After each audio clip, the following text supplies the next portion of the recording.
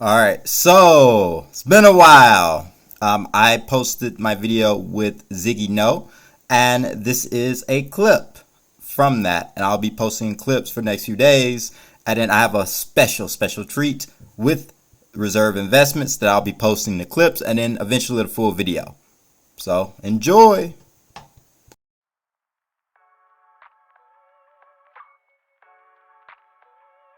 At a normal pace, man. You know what I'm Yeah. saying? Just let it grow naturally. There's no reason to rush it. Don't give it steroids. We don't need the PED, the hobby. Yeah, I am interested because you mentioned cars have picked up a little bit. I have a theory of on this. I think, and I talked to Raul from AIH about a lot of times collectibles do very well in low interest rate environments and do very poorly in high interest rate environments. Mhm. Um, and interest rates have been rising, and I think, uh, you know, people kind of believe that at the end of this year they're going to do a reversal because they say they over tighten or whatever, Mhm. and that's going to affect assets, and then people are just more willing to invest because there's going to be more of a return. The issue with that is they're actually not done raising rates, and they probably Yeah. like continue raising rates over what was expected. Yep. So maybe for the next few months it'll be fine, but then we may see more stuff going down. And I'm gonna be honest with you, some of this stuff I heard LaMelo's. I mean, I checked maybe a week ago or something. LaMelo Ball stuff was still very high to me. Mhm. There's certain players stuff that's like still very expensive, and I don't think deserve to be anywhere near Yeah. where it's at. And then yeah, I haven't sold much, but I did sell like in UFC. John Jones just won the heavyweight championship, Yep. Yep. and I sold some of his NFTs, by the way. oh, okay. I Yeah, haven't which I gotten thought any. was interesting. I haven't gotten UFC NFTs yet, but I did. I did buy some of his autograph cards. It was like last year, Yeah. when nobody was talking about them, and then That's a good I move. I doubled my money on some of them. Yep. Um, so yeah, that's I've noticed that, but I'm assuming people are there's still a lot of people who are still trying to flip and invest like before. And that's despite I guess a lot of stuff. I guess Katie got hurt recently, Ja Morant Mhm. issues, like a lot of players and in different sports, so I think are like having certain issues, but I'm assuming people are still Yeah. doing with the same mentality.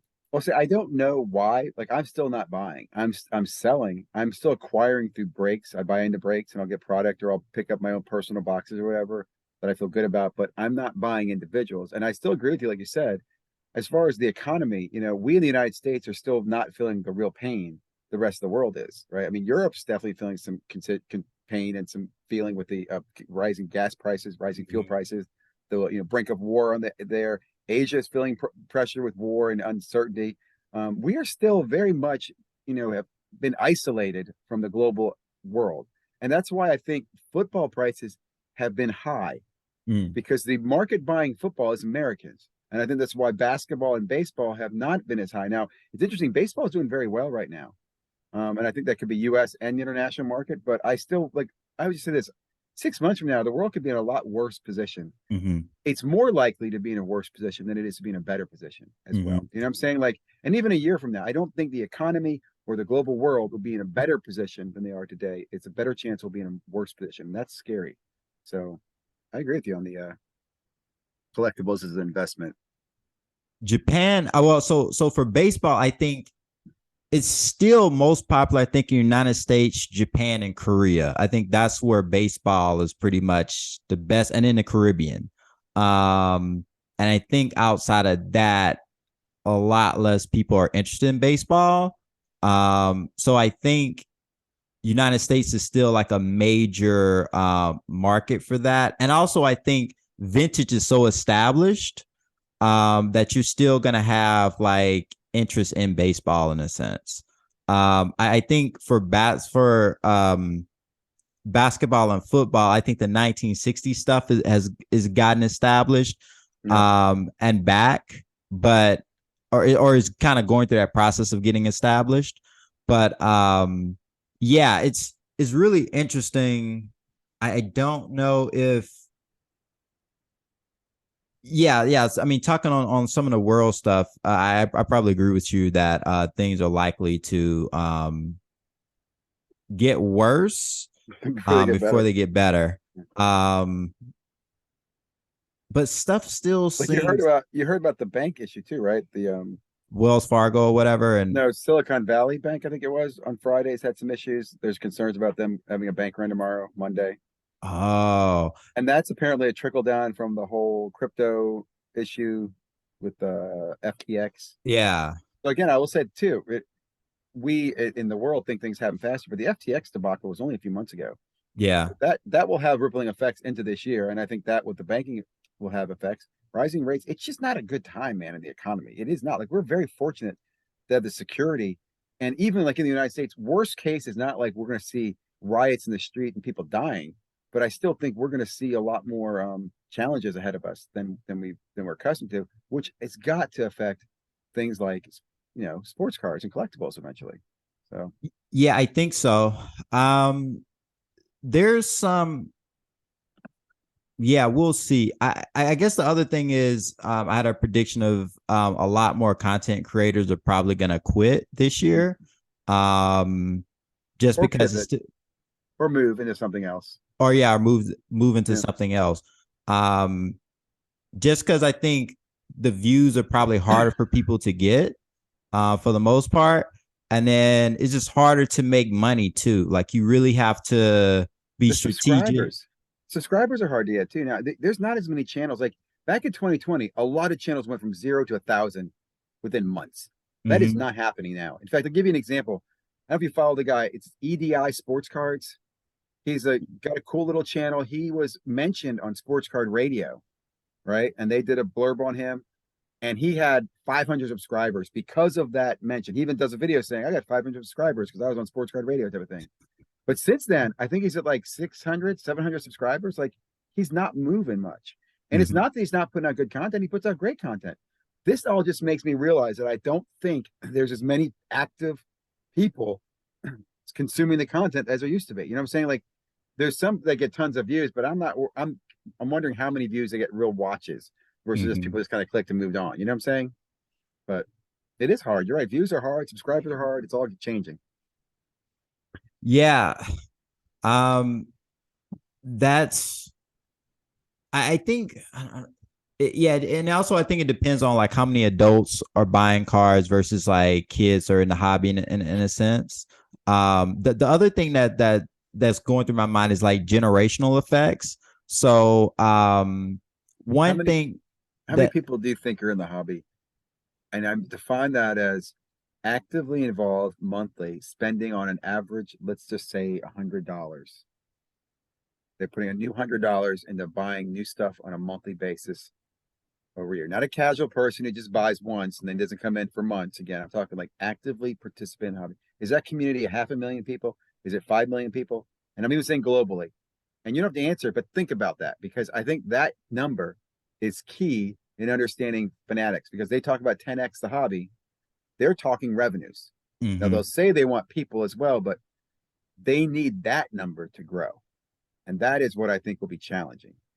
See what I'm saying? Like, I don't see, I don't think that many people who consume Facebook or YouTube content are doing that much. You know what I'm saying? That's a lot. That's a lot.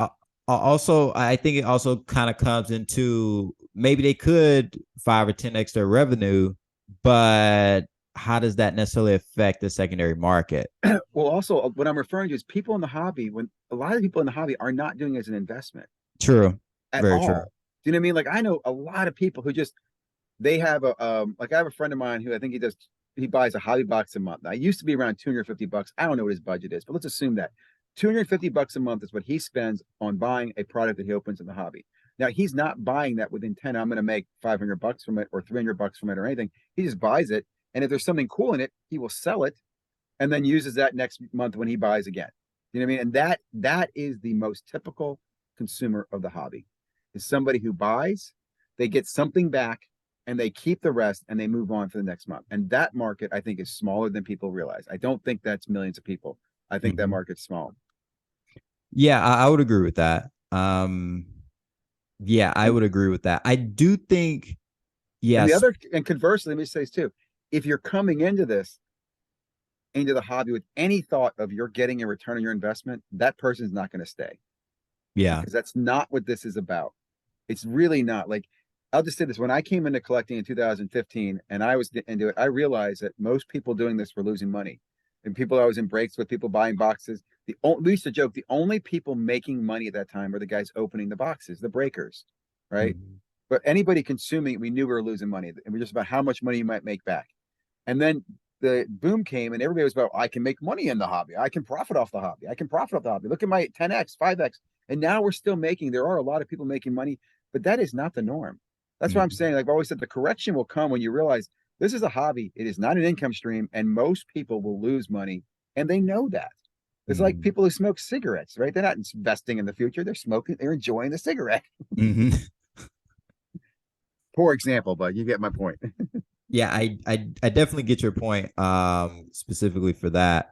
I guess what I was gonna add to that is like by generations.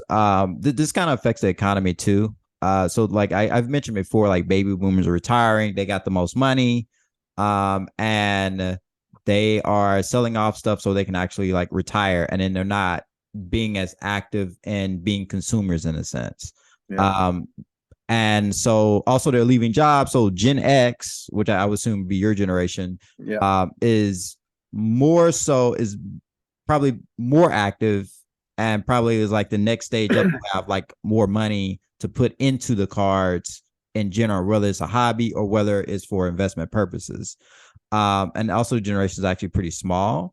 So one thing comes to my mind is certain things that is very popular amongst people who are Gen X. How much of that is going to be like very popular long term as well? And Well, let me make a comment on that. It's interesting. So I don't know if this is true or not, but I remember hearing this in the past, and somebody can check this for me. But I thought Gen X was the first generation that their lifestyle would not be greater than their parents. It would be equal to or lesser than. And understanding that every generation before that has had been able to pass on a better standard of living, better income, better household, better whatever. There's been an incline up. And the Gen X was the first generation where it will be probably more of a parallel move. In other words, if your parents had a house and were dual income people, you are likely to have the same thing. But the likelihood that you'd be a single staying home and your wife is not working is not as likely, right? The threshold of moving up was not as great. And I think as we continue, there's still that kind of balancing off. And from my perspective with my kids, like I'm not as concerned about what they're doing with their money, but I can tell you they're very money aware. Like collectibles are not about collecting because they want something that's cool. It says it provide. Do they need it? Are they going to use it? You know what I'm saying? Even their jerseys, like they could buy a jersey. They'd rather buy a jersey on the AAU team. Like rather Mhm. spend the money on their AAU team jersey than to go out and buy another jersey. If that makes sense, of some player. So it's just you're right about the generational stuff and how people are looking at things differently when it comes to collectibles and how they spend that money now. Yeah. So yeah, I wonder like how much that's gonna like affect what's valuable, what's not Yeah. valuable. And also certain people get into this lull of this particular thing in sports cards or in any collectible, it could be comic books or whatever. Oh, this is extremely valuable.